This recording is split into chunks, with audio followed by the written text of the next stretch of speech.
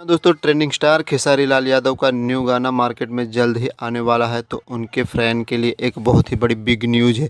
जी हाँ दोस्तों, खेसारी लाल यादव के काफ़ी करीबी माने जाने वाले सनी पांडे जो कि उनके साथ आ गए हैं और उनके लिए अब फिर से नए नए गाने लिखेंगे, जो कि उनके वह पुराने साथी रहे हैं और उनके साथ एक के बाद एक हिट गाना लिख के उनको दिए हैं। वे सनी पांडे बाबा उनके साथ में आ गए हैं।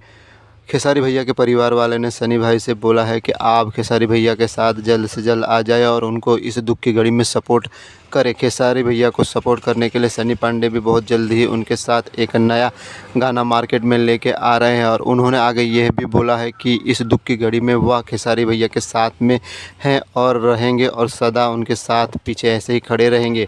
उन्होंने आगे यह भी बोला है कि जो विवाद उनके साथ चल रहा है ग्लोबल म्यूजिक जंक्शन कंपनी का, वे कोर्ट में उनके साथ बीच का रास्ता निकाल लेंगे और जल्द ही उनके साथ डोली में मार गोली 3 पार्ट 3 मार्केट में लेके आएंगे। और उन्होंने आगे यह भी बोला है कि खेसारी भैया के लिए उन्होंने एक देवी गीत भी लिख के तैयार रखा है, जो नवरात्र के पहले ही मार्केट में लॉन्च कर दिया जाएगा।